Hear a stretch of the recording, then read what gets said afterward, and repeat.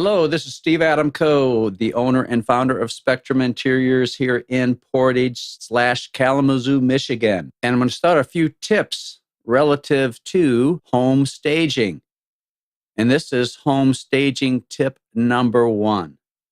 As much as home staging can accomplish relative to the presentation of a home and the potential and possible furniture arrangements that you can see, it does not show you your furniture in that particular home.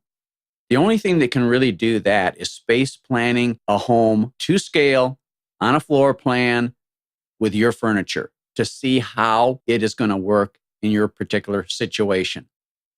This is borne out very specifically because when I was purchasing a house in Grand Rapids, I saw one house that was very similar to the one I ended up buying, and it was an all-brick home, which I love all-brick homes, hip roofs, deep overhangs, things of that nature.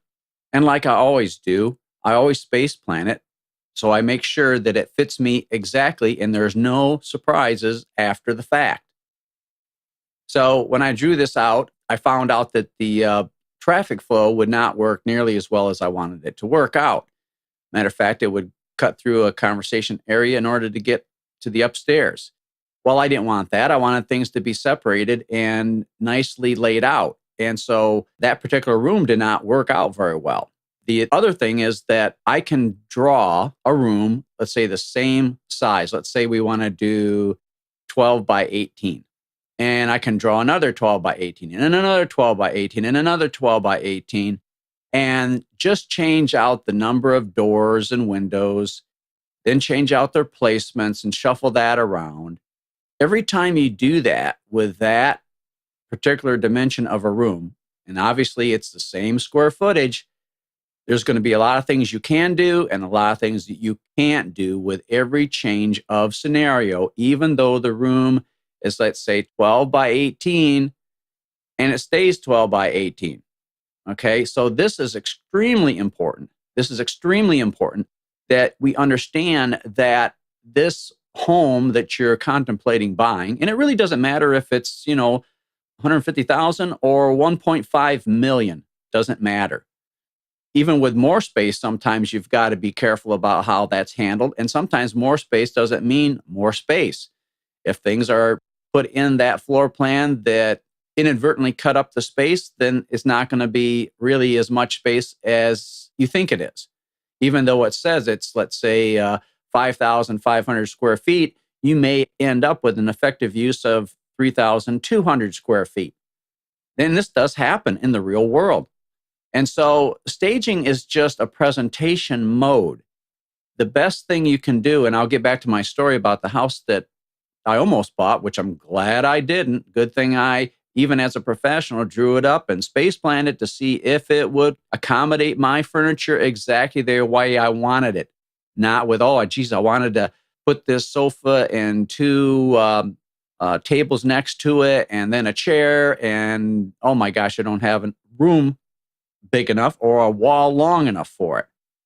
So a lot of amateurs just go by this, well, you can't sell a home unless it's staged. Well, it's only staged in a particular way, with a particular placement, with a particular style, AKA staging furniture. I mean, it looks like it. It just looks like it most of the time. And then when people throw things on an angle for everything they do, it's like, oh, come on, give me a break. This is so amateurish. But I guess it's one of the tricks of the trade for home stagers. A lot of these home stagers, they don't really have a deep history in terms of real bona fide design. They come from a lot of other places and now they're the apparent expert, or they're accredited, or they're certified. Well, what does that mean? It doesn't mean really much. Okay, anybody can say that they're certified by some other company that certifies them, that gets paid for certifying them. It's not an independent body. It's not an independent government body. And a matter of fact, home staging is not even overseen by any government body at all. Okay? You don't have to have a staging license like you need to if you're going to be in real estate or a home builder or any other occupation that requires a license. I mean, hey, we don't need a golf license, but you sure do need a fishing license. Okay, so don't leave home without it. But anyway, the home that I ended up buying was superbly laid out. I mean, just the juxtapositions and the adjacencies of the room and the traffic flow was exceptional. And it worked with my furniture phenomenally. Well, that's now a good investment. Okay, again, it doesn't matter if you're paying $80,000 for a home or $8 million for a home. It does not matter. Okay? And for those of you that have a certain limited budget, you may be able to afford a home that's $250,000, $500,000, whatever. But in many cases, a lot of these folks don't really even have enough furniture to furnish the home correctly. It's like, well, nice home, but it looks like inside, like maybe you got leftover furniture from college. It's sparse, it's bare, it's all kinds of things. So anyway, that's one of the things that staging cannot do for a potential home buyer. The other thing is it doesn't always serve the seller that well because it only shows one way that a house can be shown, or it only shows one presentation. Consider that if the house was shown in multiple fashions, and I'm going to actually purposely use the word fashion. Okay, so you have the same model. Let's say we've got 10 models in a fashion show, and this is going to be a 2-hour fashion show. They're going to put on all these different outfits. So you're going to see all kinds of fashions. And a lot of them, if it's like, oh, that model has my same body type, then wow, okay, I can see how good she looks in these different types of outfits. That's a real true portrayal of the possibilities, okay? You don't get that with staging. You get that with space planning. So anyway, staging can be a definite positive marketing aspect for the buyer or the seller in certain cases and scenarios. And then other times it's worthless. It doesn't do anything. And just beware of people trying to draw your attention to the corner of the kitchen counter or something, a pop of color here and a pop of, all that stuff goes, okay? You're buying real estate, not the stuff that's put in there that eventually gets taken out. So I see a lot of this in the staging industry where they seem to promise, almost guarantee, we will sell your house quicker and for more money. Okay, that's good. Good for the seller. Hey, anybody wants to make a profit if they can on their home or whatever it is they're selling. But just remember, there's two sides of this equation. You've got the seller and you've got the buyer. Well, from what I've seen all my years, most people don't want to pay more than they have to for anything. Now, most houses are not necessarily a commodity. They are unique for the most part, unless it's a plat or a certain model of home that's being duplicated with, exterior changes and some minor or minimal interior changes. But, for the most part, it's the same footprint, same square footage. But it doesn't always serve buyer and seller that well because the seller has only one mode of presentation. Just like a model, instead of modeling 10 outfits, he can only model one. Well, what if somebody says, wow, I really like that arrangement, that presentation, that way of utilizing this house? They don't get to see it, do they? They don't. Think about it. They do not get to see it. It's just that one presentation. And then the people in the real estate industry and other related industries say, well, you got to appeal to everybody. Sorry, folks, you can't appeal to everybody. I mean, it's impossible to appeal to everyone, okay? Otherwise, Baskin-Robbins would have just one flavor of ice cream, wouldn't they? Okay, so we need to start thinking smart about this and smart about selling a home and smart about buying a home.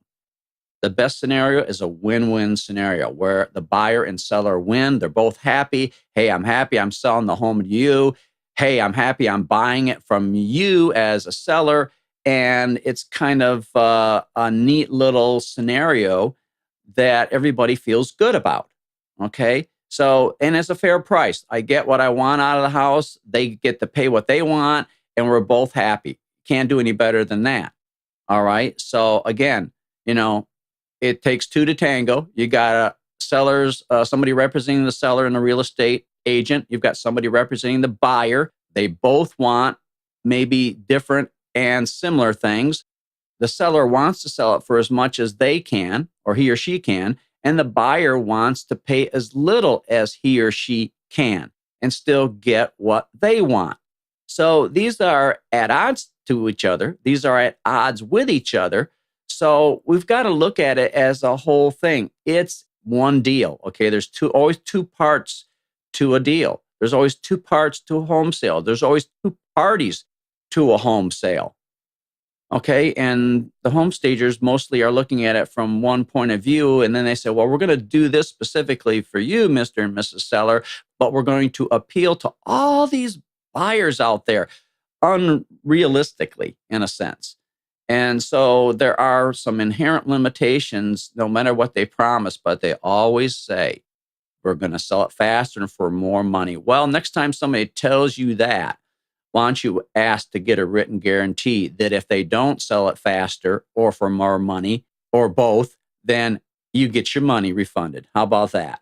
So if they're going to be that bold about saying and that confident about it, as if they have control of every real estate transaction, as if the real estate agents don't have anything to do with it, as if the buyer or seller doesn't really have that much to do with it, then they're overplaying their hand. A lot of these home stagers, they're just overplaying their hand. All right. So I guess that's it for tip number one. I guess we'll get some more tips that would be helpful to you. Remember, it's always best to have a win-win situation, no matter what.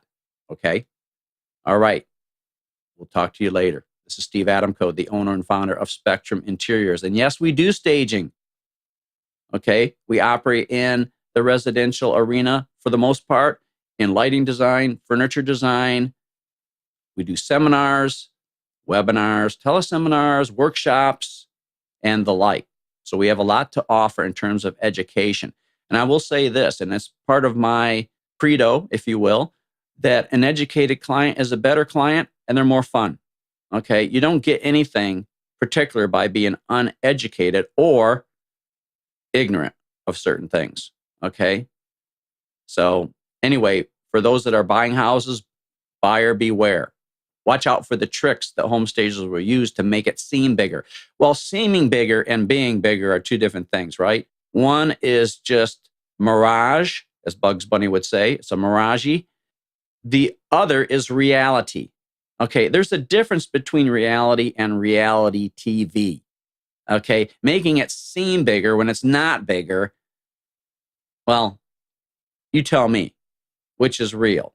The seemed version, the perceived version, or the real measurable version? And so when it comes to a house, seeming bigger doesn't mean a hill of beans. It's got dimension to it. It's something you can measure, length, width, height. Okay? I mean, you can make it seem bigger, but watch out when you're buying something about seeming bigger. Well, honey, it seemed bigger when we bought it or when we saw it, but now, okay, yeah, right. That's what I'm talking about. All right. So let's get smart about these things. All right. Talk to you later.